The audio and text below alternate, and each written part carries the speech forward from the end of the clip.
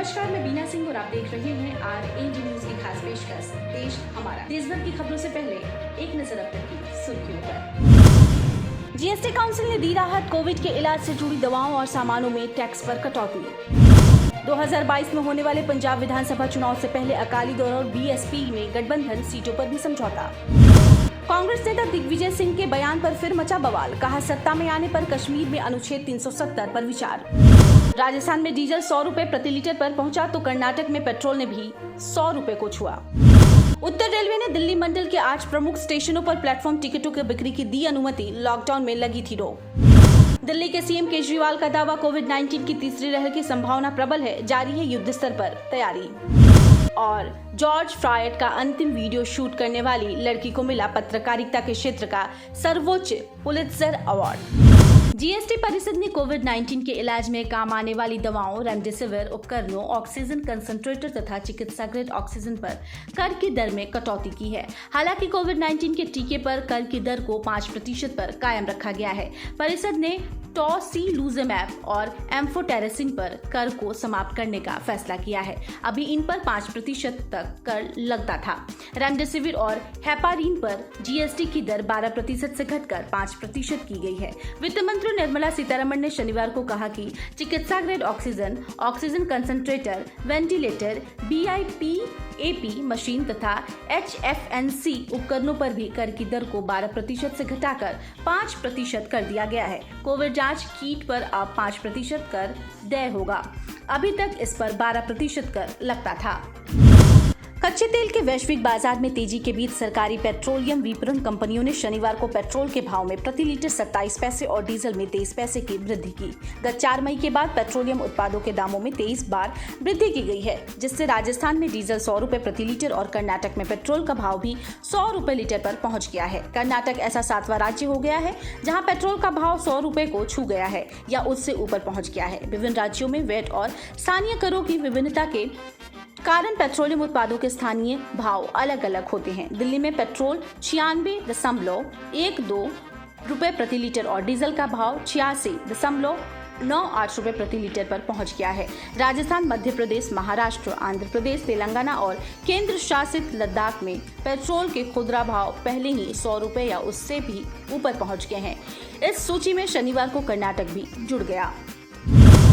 कांग्रेस के वरिष्ठ नेता दिग्विजय सिंह ने क्लब हाउस संवाद के दौरान ये टिप्पणी करके एक विवाद को जन्म दे दिया कि जम्मू कश्मीर से अनुच्छेद 370 हटाना और राज्य का दर्जा खत्म करना बहुत दुखद है तथा उनकी पार्टी इस पर पुनर्विचार करेगी। उनकी इस टिप्पणी को लेकर भाजपा ने निशाना साधा और कांग्रेस पर भारत के खिलाफ बोलने तथा पाकिस्तान की हाँ में हाँ मिलाने का आरोप लगाया। भाजपा का कहना है कि सिंह ने पाकिस्तानी मूल के पत्रकार के साथ संवाद के दौरान ये टिप्पणी की। भाजपा प्रवक्ता संबित पात्रा ने कहा कि इस मुद्दे पर कांग्रेस अध्यक्ष सोनिया गांधी और पूर्व अध्यक्ष राहुल गांधी को बयान देना चाहिए। कांग्रेस प्रवक्ता पवन खेड़ा ने इस मामले पर कहा कि अगस्त 2019 में कांग्रेस कार्य समिति ने जम्मू कश्मीर के मुद्दे पर प्रस्ताव पारित किया था और वही पार्टी का आधिकारिक रुख है। उत्तर रेलवे ने अब दिल्ली मंडल के 8 प्रमुख स्टेशनों पर प्लेटफॉर्म टिकटों की बिक्री की अनुमति दे दी है। कोविड-19 संकट के मद्देनजर रेलवे स्टेशनों पर भीड़ भाड़ से बचने के लिए प्लेटफॉर्म टिकटों की बिक्री को रोक दिया गया था। उत्तर रेलवे के महाप्रबंधक आशुतोष गगन ने यह घोषणा की। हालांकि स्टेशनों पर अनावश्यक भीड़ को रोकने के लिए कीमत को बढ़ाकर 30 रुपए प्रति प्लेटफॉर्म टिकट कर दिया गया है। अब यात्री नई Delhi, Delhi junction, Hazrat Nizamuddin, Anand Vihar terminal, Meerut city, Ghaziabad, Delhi Sarai Rohilla और दिल्ली कैंट रेलवे स्टेशन पर प्लेटफॉर्म टिकट सुविधा का लाभ उठा सकते हैं। उत्तर रेलवे के लिए प्रवक्ता ने कहा कि अन्य स्टेशनों पर मांग के अनुसार निर्णय लिया जाएगा। दिल्ली के मुख्यमंत्री अरविंद केजरीवाल ने शनिवार को आगाह किया है कि कोरोना वायरस महामारी की तीसरी लहर आने की आशंका प्रबल है और उनकी सरकार इससे निपटने के लिए युद्ध स्तर पर तैयारियां कर रही है। उन्होंने कहा कि कोविड-19 की तीसरी लहर पर ब्रिटेन से संकेत मिल रहे हैं। 45% तक टीकाकरण के बावजूद वहां मामले बढ़ रहे हैं, इसलिए हम हाथ पर हाथ धरे नहीं बैठ सकते। केजरीवाल एक ऑनलाइन कार्यक्रम में बोल रहे थे जिसमें उन्होंने दिल्ली के 9 अस्पताल में 22 नए PS ऑक्सीजन संयंत्रों का संयुक्त रूप से उद्घाटन किया। उन्होंने कहा, दिल्ली के 9 अस्पतालों में आज लगाए गए नए ऑक्सीजन संयंत्र कोविड-19 से लड़ने में हमारी तैयारियों को मजबूती देंगे। मुख्यमंत्री ने अपने संबोधन में आगाह किया कि कोरोना वायरस महामारी की तीसरी लहर आने की संभावना प्रबल है। उन्होंने कहा, हम हाथ पर हाथ धरे नहीं बैठ सकते और हमारी सरकार इससे निपटने के लिए युद्ध स्तर पर तैयारियां कर रही है। केजरीवाल ने कहा कि दिल्ली सरकार तीसरी लहर के मामले में कोविड-19 से निपटने के लिए ऑक्सीजन टैंकर भी खरीद रही है। पंजाब में अगले साल होने वाले विधानसभा चुनाव में शिरोमणि अकाली दल और बहुजन समाज पार्टी एक साथ मैदान में उतरेंगे। 2022 में होने वाले चुनाव के मद्देनजर दोनों पार्टियों ने एक साझा प्रेस कॉन्फ्रेंस में गठबंधन की घोषणा की। इस मौके पर शिरोमणि अकाली दल के अध्यक्ष सुखबीर सिंह बादल और बीएसपी के राष्ट्रीय महासचिव सतीश मिश्रा मौजूद रहे। सुखबीर सिंह बादल ने कहा कि दोनों पार्टियां किसानों और मजदूरों के हकों की लड़ाई लड़ती रही है। उन्होंने कहा कि इस गठबंधन का उद्देश्य पंजाब की अर्थव्यवस्था का विकास करना है। दोनों पार्टियों में ये भी तय हुआ है कि बीएसपी 20 सीटों पर और बाकी की 97 सीटों पर अकाली दल चुनाव लड़ेगी। भारत प्रशासित जम्मू कश्मीर के उपराज्यपाल मनोज सिन्हा ने कहा है कि केंद्र शासित प्रदेश के विभाजन की किसी तरह की कोई योजना नहीं है। मनोज सिन्हा ने एक टीवी चैनल को दिए इंटरव्यू में कहा है कि इस तरह की अफवाहें उन लोगों द्वारा फैलाई जा रही हैं जिनके अपने निजी स्वार्थ हैं। 2 साल पहले केंद्र सरकार ने इस सूबे को 2 हिस्सों में बांट दिया था और इसका दर्जा पूर्ण राज्य से घटकर केंद्र शासित प्रदेश का कर दिया था। पिछले कुछ दिनों से जम्मू कश्मीर क्षेत्र में बढ़ी सैन्य मूवमेंट को देखते हुए कई जगहों पर ये कयास लगाए जा रहे हैं कि फिर से इस क्षेत्र का बंटवारा किया जा सकता है, लेकिन उपराज्यपाल ने इसे अफवाह बताते हुए इन चर्चाओं का खंडन किया है। और बुलेटिन में आगे बढ़ने से पहले आज का न्यूज स्कैन। आज न्यूज स्कैन में हम जानेंगे कि क्यों एक बार फिर अंटार्कटिक का ग्लेशियर है खतरे में और क्या कुछ असर पड़ रहा है रिश्तों पर लॉकडाउन में घर से काम करने पर। पहले से नाजुक स्थिति वाला अंटार्कटिक का ग्लेशियर अब और खतरे में है। उपग्रह से ली गई तस्वीरों में ये साफ देखा जा रहा है कि बर्फ की वो पट्टियां पहले के मुकाबले तेज गति से टूट रही हैं। आपको बता दें कि ये वो पट्टियां हैं जो बर्फ को पिघलने से और समुद्र में मिलने से रोकती हैं। एक नए अध्ययन में तो ये भी बताया गया है कि ये बर्फ की पट्टियां टूटने के बाद नए हिमखंडों को जन्म देती है। पाइन आइलैंड ग्लेशियर की बर्फ की पट्टी का टूटना 2017 से तेज हो गया था, जिससे वैज्ञानिकों को चिंता सताने लगी थी कि जलवायु परिवर्तन के कारण ग्लेशियर का पिघलना अनुमानित कई सदियों के मुकाबले बहुत जल्दी होगा। तैरती बर्फ की यह पट्टी तेजी से पिघलते ग्लेशियर के लिए बोतल में एक कॉर्क के समान है और ग्लेशियर के बर्फ में पड़े हिस्से को महासागर में बह जाने से रोकती है। अध्ययन के मुताबिक बर्फ की यह पट्टी 2017 से 2020 के बीच ग्लेशियर से 20 किलोमीटर पीछे तक हट गई है।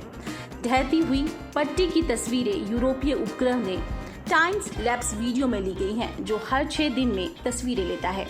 टाइम लैप्स फोटोग्राफी तकनीक से लिए गए वीडियो को सामान्य गति पर चलाने से समय तेजी से बिताता दिखता है।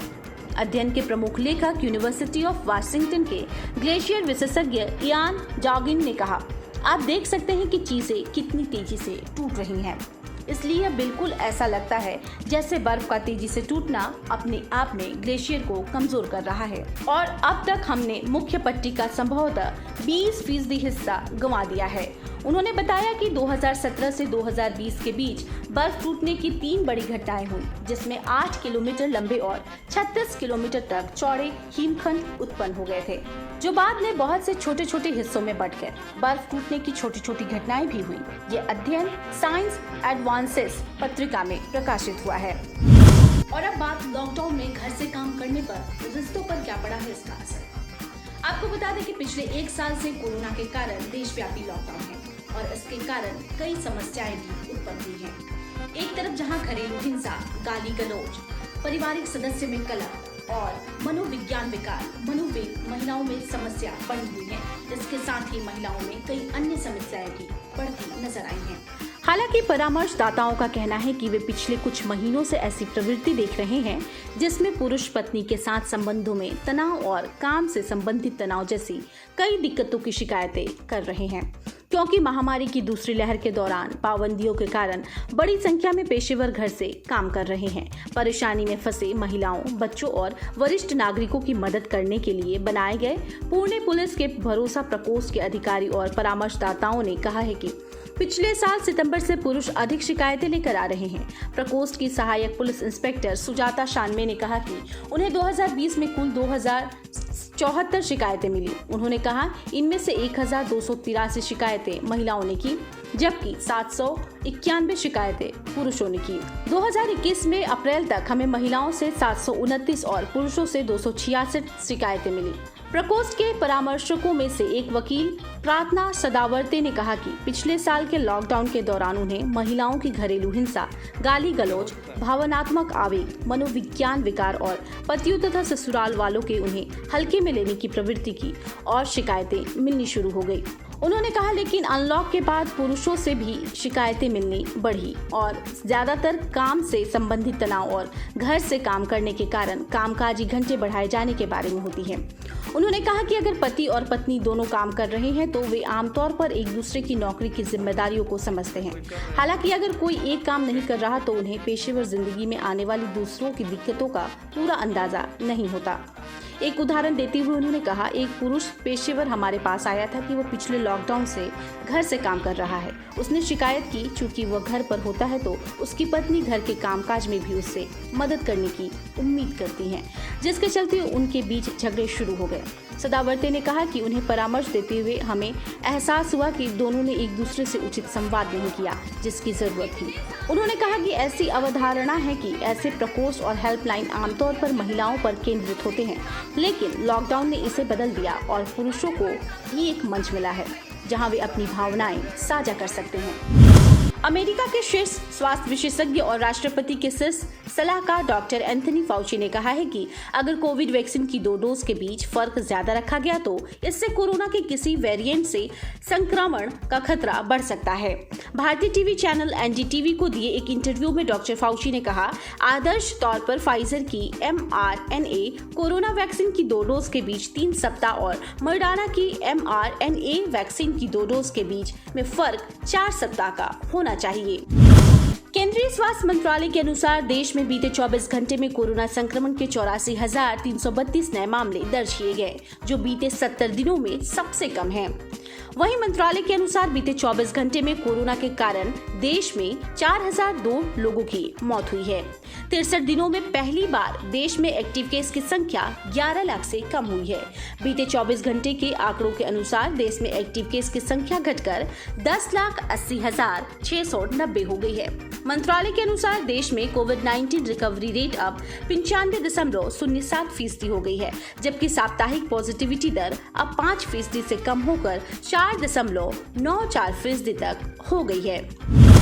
भारतीय कोरोना वैक्सीन कोवैक्सीन को अमेरिका में आपातकालीन इस्तेमाल की अनुमति न मिलने पर नीति आयोग के स्वास्थ्य सदस्य डॉक्टर वीके पॉल ने कहा कि इस फैसले का सम्मान किया जाना चाहिए। उन्होंने कहा कि हर देश का अपना विनियामक सिस्टम होता है, जहां पर कुछ चीजें दूसरों से मिलती जुलती हैं, जबकि कुछ चीजें अलग होती हैं। अमेरिका के फूड एंड ड्रग एडमिनिस्ट्रेशन के अनुमति न देने के फैसले पर डॉक्टर पॉल ने कहा, वैज्ञानिक ढांचा एक ही है, लेकिन इसके सूक्ष्म अंतर संदर्भ के अनुसार है। हमारा उत्पादन मजबूत है। उन्होंने ये फैसला लिया है, हम इसका सम्मान करते हैं। कोविड-19 की वैक्सीन की सुरक्षा को लेकर विश्व स्वास्थ्य संगठन यानी कि WHO ने पहली बार बयान जारी किया है। उसका कहना है कि यह मौतों और अस्पताल में भर्ती होने से रोकने में अहम भूमिका अदा करती है। WHO से एक सवाल ये भी पूछा गया है कि यह वैक्सीन कितने समय तक लोगों को सुरक्षा प्रदान करती है, तो इस पर उसका कहना है कि उसके पास इस बारे में अब तक पूरी जानकारी मौजूद नहीं है। उसने कहा कि अब तक जितनी भी वैक्सीन मौजूद है उसके बारे में अभी तक इसको लेकर कोई जानकारी नहीं है कि वे कब तक सुरक्षा प्रदान करती है, लेकिन अगले 12 महीनों में इसके बारे में ठीक जानकारी मिल पाएगी। पिछले साल हुई जॉर्ज फ्लॉयड की हत्या की कवरेज के लिए the Minneapolis star Tribune newspaper को इस साल का पुलित्जर पुरस्कार दिया गया। जॉर्ज फ्लॉयड की हत्या का वीडियो बनाने और उसे सोशल मीडिया में पोस्ट करने के लिए 17 साल की डर्नेला फ्रेजर को भी विशेष पुरस्कार दिया गया है। द पुलित्जर प्राइज बोर्ड ने उस युवती को स्पेशल जर्नलिज्म अवार्ड से सम्मानित किया है जिन्होंने एक गोरे पुलिस अफसर द्वारा काले अमेरिकी यानी कि जॉर्ज फ्लॉयड की हत्या का वीडियो बनाया। पुलित्जर कमेटी ने कहा है कि वो 18 वर्षीय डार्नेला फ्रेजियर को उनके साहस के लिए विशेष पुरस्कार दे रही है। उनके द्वारा बनाई गई वीडियो क्लिप ने न सिर्फ जॉर्ज फ्लॉयड को न्याय दिलाया बल्कि पूरे अमेरिका में नस्लीय भेदभाव के खिलाफ एक बड़े आंदोलन को जन्म दिया। और आज की ऑफबीट स्टोरी में जानेंगे हम कोरोना से बचाने वाले मोबाइल ऐप के बारे में। दुनिया भर में कोरोना वायरस से निपटने के लिए कई प्रयास किए जा रहे हैं और कई जगहों पर इसके लिए तकनीक का सहारा भी लिया जा रहा है। भारत में कोविड-19 के खिलाफ लड़ाई में सहायता के लिए IISc बेंगलुरु और 4 IIT ने गो कोरोना गो से लेकर संपर्क ओमीटर तक कई मोबाइल एप्लीकेशन विकसित किए हैं। IISc की एक टीम ने गो कोरोना गो ऐप विकसित किया है, जो कोविड-19 के संदिग्धों के संपर्क में आए लोगों की पहचान करने में मदद कर सकता है। IISc के एक संकाय सदस्य तरुण रंभा के मुताबिक ये ऐप ब्लूटूथ और GPS का इस्तेमाल करके कोविड-19 से संक्रमितों या संदिग्धों के संपर्क में आए लोगों की पहचान करने में मदद करेगा। इतना ही नहीं, यह दूर के संपर्कों से भी जोखिम की प्रवृत्ति को समझने के लिए अस्थायी नेटवर्क एनालिटिक्स का उपयोग करता है। इसके साथ ये ऐप बीमारी के प्रसार का आकलन करने और उन लोगों की पहचान करने में मदद कर सकता है जिनके वायरस की चपेट में आने की आशंका है। वहीं IIT रोपड़ के एक बीटेक छात्र ने संपर्क ओमीटर नामक एक मोबाइल ऐप विकसित किया है, जो मानचित्र के जरिए कोरोना वायरस के अधिकतम संक्रमण की आशंका वाले क्षेत्रों को इंगित कर सकता है। इस ऐप को विकसित करने वाले छात्र साहिल वर्मा ने कहा, ऐप विभिन्न कारकों पर विचार करने के बाद एक जोखिम स्कोर उत्पन्न करता है और लोगों को एहतियाती उपाय करने के लिए सचेत कर सकता है, जिसमें खुद को पृथकवास में रखना या किसी डॉक्टर से संपर्क करना भी शामिल है। यह ऐप उपयोगकर्ताओं को कोरोना संपर्क जोखिम रेटिंग का अनुमान लगाने की सुविधा प्रदान करेगा। इसी तरह IIT बम्बई के छात्रों और पूर्व छात्रों की एक टीम ने क्वारंटाइन नामक एक मोबाइल ऐप बनाया है, जो कोरोना वायरस के लक्षण वाले या वायरस के संपर्क में आए संदिग्ध लोगों को ट्रैक करने में मदद करेगा। अगर कोई व्यक्ति अपने पृथकवास से बाहर निकलता है तो ऐसे में इस ऐप के जरिए उस व्यक्ति का पता लगाया जा सकता है। IIT दिल्ली के छात्रों ने भी कोविड-19 के पीड़ितों के संपर्क में आने वाले व्यक्तियों का पता लगाने में मदद करने के लिए एक ऐप बनाया है।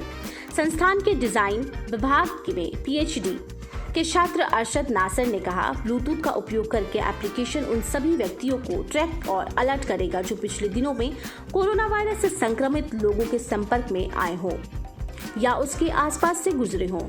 संक्रमित व्यक्ति के संपर्क में आने की तारीख और क्षेत्र का भी ऐप के जरिए पता लगाया जा सकता है। दोस्तों, आपसे हमारी ये गुजारिश है कि आपको हमारा ये नया कार्यक्रम कैसा लग रहा है, इसके बारे में कमेंट कर हमें जरूर बताएं। धन्यवाद।